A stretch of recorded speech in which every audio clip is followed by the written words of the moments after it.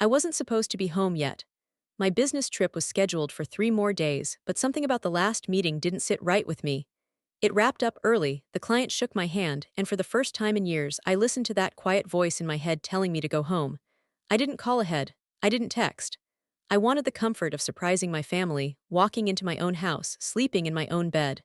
As I turned into my street, everything looked normal. The same trimmed lawns, the same parked cars, the same calm, expensive silence that had made me fall in love with this neighborhood when I bought my $880,000 house. The porch light was off. That didn't bother me, it was late. Everyone was probably asleep. Then I heard it, a sharp metallic clang, then another. I slowed my car instinctively. The sound wasn't coming from a neighbor's house. It was coming from mine, more specifically from my garage. My hands tightened around the steering wheel as I pulled into the driveway. The garage lights were on, bright, blindingly bright. Shadows moved behind the frosted side window, shadows that didn't belong there. For a brief second, my mind tried to rationalize it. Maybe I forgot something, maybe maintenance. Maybe another loud bang cut through my thoughts. I turned off the engine and sat there listening. Tools scraped against concrete. A low male voice spoke, followed by another. Strangers. Inside my garage. My heart started pounding so hard I could hear it in my ears. I stepped out of the car slowly, like any sudden movement might shatter whatever fragile understanding I still had of the situation. The air smelled different, dusty, sharp, like cut wood and exposed insulation. That smell doesn't belong to a finished garage. I knew that because I had personally overseen every upgrade to this house. As I walked closer, the garage door vibrated slightly with each impact from inside. Whoever was in there was working fast, urgently, like time mattered. I stood inches from the door, my suitcase still in my hand, and hesitated. A strange fear crept in, not the fear of burglars but something heavier. The fear that whatever was happening inside was never meant for me to see. I cleared my throat and knocked. The noise stopped instantly. Silence, thick, heavy. I knocked again, louder this time. "Hello," whispers followed, muffled, panicked. Then footsteps approached the door. It creaked open halfway, just enough for a man I had never seen before to look out. He was wearing work gloves, his face streaked with dust. His eyes widened the moment he saw me. "Oh, you're back," he said. That single sentence sent a chill through my entire body. "Who are you?" I asked. "And why are you in my garage?" He didn't answer right away. Instead, he glanced over his shoulder as if checking with someone else. Another man appeared behind him, then another. Tools lay scattered behind them. A section of the wall had been torn open, wires hanging loose like exposed nerves. "You weren't supposed to be back until Friday," the first man muttered, barely realizing he'd said it out loud. That's when I knew. This wasn't a mistake. This wasn't a misunderstanding. Whatever was happening in my garage had been carefully planned, around my absence. And I was standing right in the middle of something I was never meant to come home to. I stepped fully into the garage before any of them could stop me. The air inside was thick with dust and the sharp smell of freshly cut drywall. My eyes moved quickly, trying to make sense of what I was seeing. This wasn't a small renovation. This was demolition. One entire side wall had been ripped open, the concrete beneath chipped away as if someone had been digging towards something specific. "Who hired you?" I asked again, my voice steadier than I felt. The three men exchanged looks. One of them wiped his hands on his jeans, leaving pale streaks of dust behind. "We were told you knew," he said carefully. "That's funny," I replied, pointing to the exposed wiring and the half-built structure in the corner, "because I didn't approve any of this." The man closest to me swallowed. His eyes kept drifting toward the driveway like he expected someone else to pull in at any second. "Look, sir, we're just doing the job we were paid for." "Paid by who?" Another pause. Too long. Finally, he said a name that made my stomach drop. It was someone I trusted. Someone who had keys to my house. Someone who knew my travel schedule down to the hour. "That doesn't make sense," I said slowly. "They wouldn't do this without telling me." One of the workers let out a nervous laugh. "That's not what we were told." I walked deeper into the garage, my suitcase forgot near the door. The floor was covered with blueprints rolled out, stepped on, stained with dust. I picked one up, measurements, electrical layouts, ventilation routes. This wasn't rushed work. This had been planned weeks in advance. "How long have you been working here?" I asked. "About 10 days, one of them answered automatically. My chest tightened. I had only been gone for 8. The man realized his mistake the moment the words left his mouth. His face drained of color. "I mean, 8, about 8 days. I stared at him until he looked away. 10 days meant planning before I ever left. It meant conversations behind my back. It meant decisions made about my house while I was sitting in hotel rooms, believing everything at home was normal. I heard a car slow down outside, tires crunching on gravel, all three workers stiffened. "That's them," one of them whispered. I turned just as footsteps approached. The door into the house opened and there they stood. Their expression shifted the instant they saw me, surprise flashing across their face followed by something worse. "Fear. You're home early," they said. "Yeah," I replied. "Care to explain why my garage looks like a construction site?" They took a breath, forcing a smile that didn't reach their eyes. It was supposed to be a surprise. "A surprise?" I gestured around me. "You don't tear walls apart for a surprise." It was an upgrade, they insisted. "Extra storage, future proofing, I wanted to do something nice." "During my business trip?" I asked. "Without permits, without telling me." They hesitated, then said, "I wanted it done before you got back." That answer landed wrong. Very wrong, because if this was truly for me, timing wouldn't matter, the secrecy wouldn't matter, the lies wouldn't be necessary. I looked past them, back at the half-hidden structure behind the torn wall.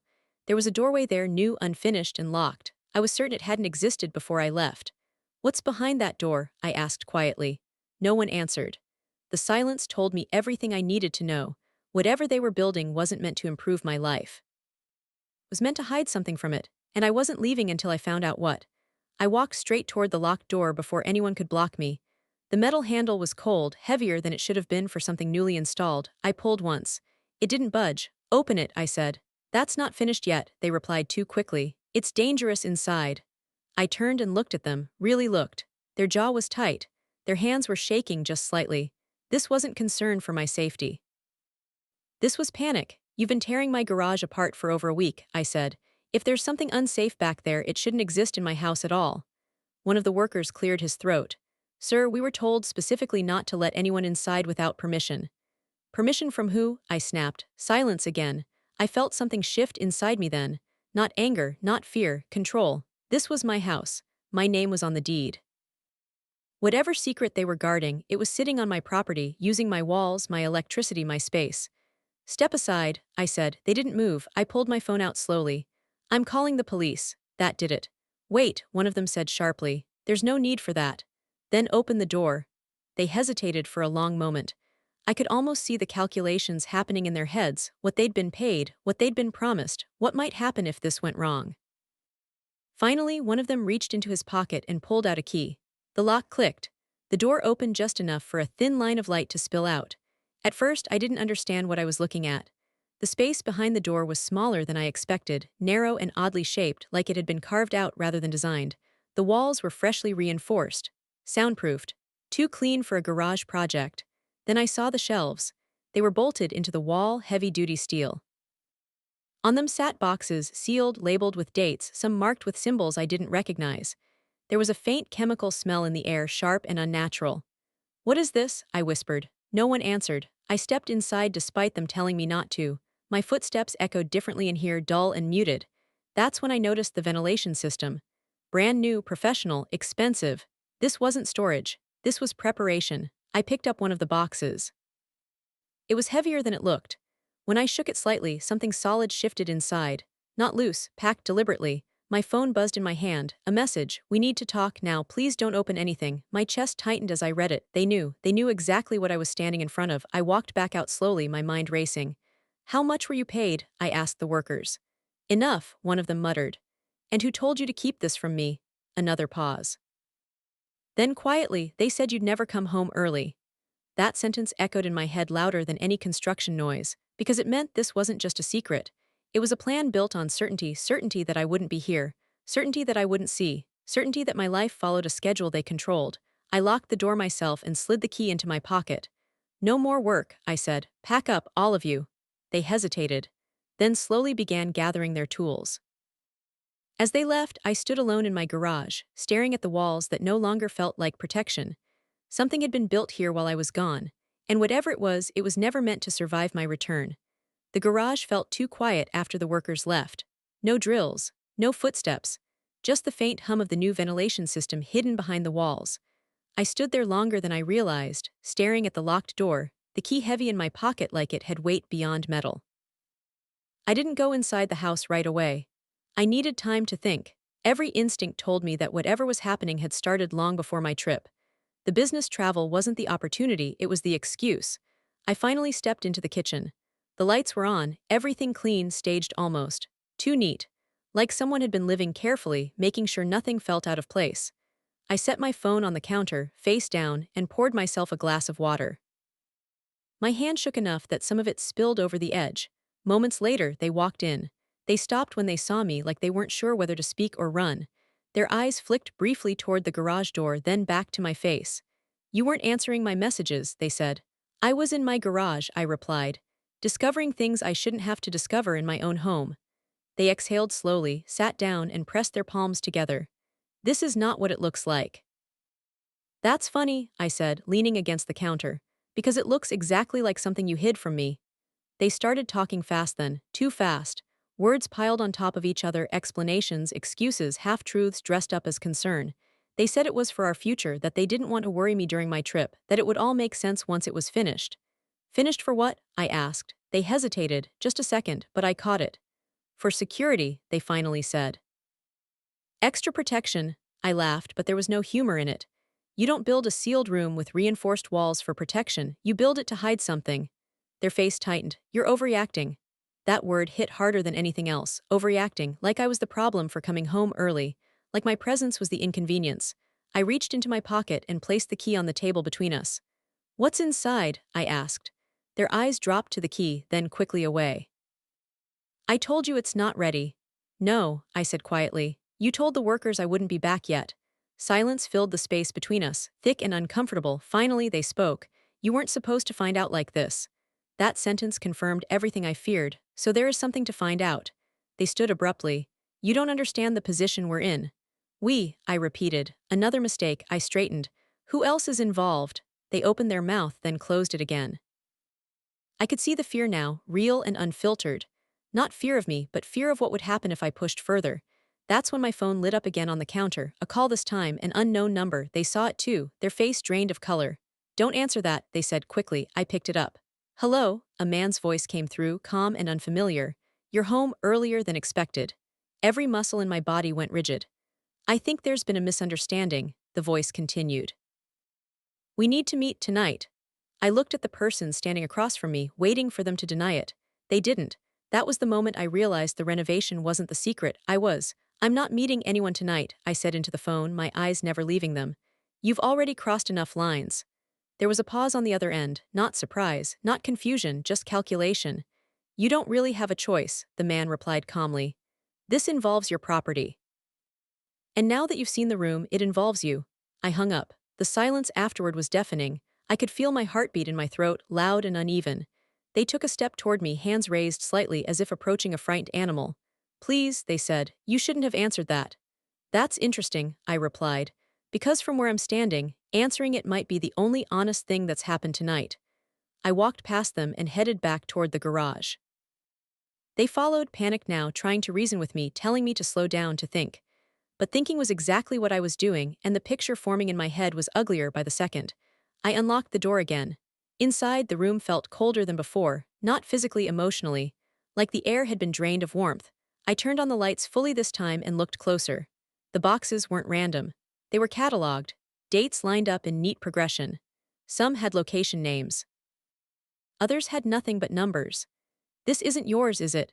I said without turning around. They didn't answer. I opened one box. Inside were documents, copies of IDs, financial records, photos, lots of photos, people I didn't recognize, captured at odd angles, some clearly unaware they were being watched.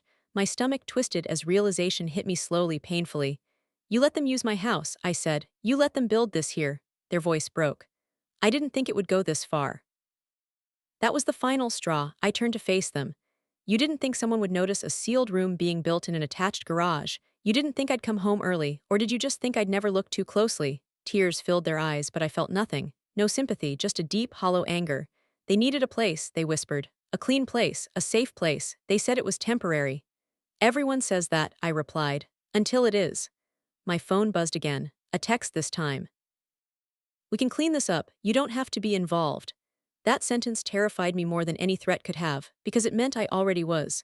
I took photos of everything, every box, every document, the ventilation, the wiring. I emailed them to myself to a cloud account they didn't know existed. Backup after backup. If something happened to me, this wouldn't disappear. When I turned back, they were sitting on the floor, head in their hands. They're coming, they said quietly. If you don't meet them, they'll come here. Then they'll meet the police, I said, their heads snapped up. You can't. Watch me. I walked back into the house and grabbed my coat. My hands were steady now, clear. Fear had turned into resolve. I loved this house, I said at the door. I thought it was the safest place in the world. I looked back one last time. You turned it into a liability. As I stepped outside and dialed the number I should have called hours ago, I understood one thing with brutal clarity. Coming home early didn't uncover a secret. It exposed a trap that had been built patiently, and I was standing right in the center of it. The dispatcher's voice on the other end of the line was calm, practiced, almost reassuring. I explained everything slowly, strangers renovating my garage, a sealed room, documents that didn't belong to me, threats disguised as polite phone calls. I half expected disbelief. Instead, I heard keys clicking and a shift in tone. Stay where you are, she said. Units are on the way. For the first time since I pulled into my driveway, I felt a crack of relief, small, fragile, but real. Inside the house, they were pacing now, running hands through their hair, whispering things I couldn't hear. When they realized who I was speaking to, their panic turned into desperation. You don't understand what you're doing, they said. This is bigger than you think. I ended the call and looked at them. That's exactly why I did it. Minutes stretched painfully. Every passing car made my heart jump. I replayed the past few months in my head, moments that had felt insignificant at the time now lining up with cruel clarity. Late-night calls taken in another room, a sudden interest in my travel schedule. Questions about when I'd be gone, how long I'd be away, whether plans could change. They hadn't just known my routine. They'd depended on it. Red and blue lights finally washed over the front of the house, slicing through the darkness. Two patrol cars pulled up, followed by an unmarked vehicle. Officers stepped out, hands resting casually near their belts, eyes already scanning everything. Relief surged, then vanished. Because almost immediately, another car rolled slowly to the curb behind them. Black, unmarked, tinted windows. It didn't belong there. My phone buzzed. We tried to do this quietly. I didn't reply. The officers approached me first, listening carefully as I pointed out the garage, the locked room, the photos and documents. They exchanged looks, the kind that said this was no longer a routine call.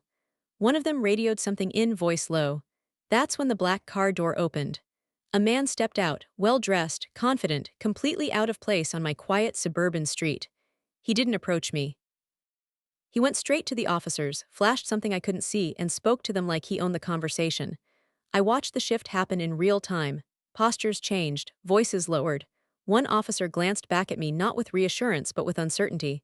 This just keeps getting better, I muttered. The man finally turned toward me, a polite smile fixed on his face. You must be the homeowner, he said. I apologize for the confusion tonight. Confusion? I snapped. You built a hidden room in my garage. Yes, he said calmly, and you weren't supposed to find it. That honesty caught me off guard. He continued, this property was selected because of your predictable schedule and clean background. Unfortunately, your early return complicated matters. Selected, like I was furniture, like my life was a convenience. You used my house, I said, without my consent. Not without access, he replied, glancing briefly toward the front door, toward the person who had let him in. That hurt more than anything else. The officers stepped aside, speaking quietly among themselves. I could feel control slipping again, the ground shifting under my feet. This wasn't just about renovation or betrayal anymore. This was about power and who really had it. The man took a step closer. We can still resolve this, he said softly. You walk away. The room gets dismantled. And tonight becomes an unfortunate misunderstanding. I laughed, short and bitter. And if I do, his smile faded. Then your house becomes evidence, and your life becomes very complicated. I looked at my home, the lights, the walls, the garage that no longer felt like mine. For the first time, I understood the truth. The renovation wasn't about hiding something in my house. It was about testing how much of my life could be taken before I noticed. I looked at the officers again, searching their faces for something solid, authority, certainty, anything that told me this situation hadn't slipped completely out of my hands. One of them avoided my eyes. Another cleared his throat like he wanted to speak but didn't know how. That's not how this works, I said, forcing my voice to stay steady. This is my property, you don't get to decide what happens here. The man in the suit tilted his head slightly, almost amused. In theory, you're absolutely right. That word theory made my stomach turn. He took a step back and raised his hands in a gesture that looked cooperative but felt calculated. No one is trying to hurt you. This situation only became difficult because you came home early. There it was again, as if my presence in my own life was the problem. One of the officers finally spoke. Sir, we're going to need to secure the area. Secure it from who? I asked. He hesitated. From everyone. They moved toward the garage, placing yellow tape across the entrance. My garage, my house, just like that, it was no longer mine. Neighbors had started peeking through windows now, drawn by the lights and police cars. I wondered what they saw: a criminal scene, a domestic dispute, or just another quiet street with a story they'd never fully know. The man in the suit leaned closer, lowering his voice. You still have time to make this easier on yourself. I met his eyes. You picked the wrong house. For the first time, something flickered across his face. Not fear, annoyance. Inside the house, I heard movement, officers escorting them out. They didn't look at me as they passed, not once. That hurt more than if they had shouted or cried. It felt final, like a door closing that I didn't even realize had been open. An officer approached me with a clipboard. We'll need a statement. This may take a while. How long is a while? I asked. He exhaled. Tonight, maybe longer. I nodded. I didn't trust myself to speak. Hours passed in fragments. Questions, notes, flashing lights reflecting off walls I once admired for their clean lines and quiet strength. Somewhere during it all, the man in the suit left. No handcuffs, no raised voices, just gone, like he'd never been there at all. That scared me more than if he'd been arrested. By the time the last officer finished, the sky was starting to lighten. Dawn crept in like it didn't know it wasn't welcome. I stood alone in my driveway, wrapped in a borrowed blanket, staring at a house that felt unfamiliar. So what happens now? I asked quietly. The officer hesitated. Someone will be in touch. That was it. No reassurance, no answers. When they finally left, the silence returned, but it wasn't peaceful anymore. It was hollow. I walked back inside and sat on the edge of the couch, surrounded by the life I thought I knew. Every sound made me flinch. Every shadow felt watched. I realized something then, sitting in the quiet wreckage of my night. Whatever they had been doing in my garage wasn't finished. And even though the renovation had stopped, the consequences were just getting started. The house didn't feel like shelter anymore. It felt like a question mark. Every room I walked through reminded me of how carefully someone else had moved through my life without my permission. I didn't sleep that night. I sat at the kitchen table until the sun fully rose, watching light crawl across the floor like it was inspecting the place for damage. By morning, the yellow tape on the garage door fluttered slightly in the breeze. I stood there with a cup of cold coffee, staring at it, trying to remember when I had last felt truly safe inside these walls. I couldn't. By noon, the calls started. A lawyer. Then another. People using words like jurisdiction, review, and temporary restriction. Each conversation ended the same way, with more uncertainty than the last. No one outright accused me of anything, but no one cleared me either. I was in limbo, tied to something I never agreed to be part of. The person who had let this happen packed a bag that afternoon. No argument, no apology, just quiet movements and avoided eye contact. When they reached the door, they paused like they wanted to say something meaningful. They didn't. The door closed, and with it, whatever version of my life had existed before I came home early. Days passed. The garage remained sealed. Investigators came and went. Neighbors stopped waving. Some looked curious, others looked cautious. I couldn't blame them. I barely recognized myself anymore. One evening, I finally went back into the garage after I was cleared to do so. The hidden room was empty now, stripped down, cleaned so thoroughly it was like it had never existed. Only faint outlines in the concrete and fresh patches on the walls hinted at what had been there. I stood in the center of the space and laughed softly. They had taken everything that mattered: evidence, answers, control. All that was left was the cost. The $880,000 house I once loved was now impossible to sell without explanations. Impossible to forget. Every improvement I had once admired now felt like camouflage for something darker. I locked the garage and leaned against the door, letting the weight of it all settle. Coming home early didn't just reveal a secret renovation. It revealed how easily a life can be borrowed, used, and returned, damaged. I don't know what will happen next. Investigations take time, truth moves slowly. But I know one thing for certain. If I hadn't trusted that instinct and come home early, I might never have known. And whatever they were building in my absence was never meant to survive my return.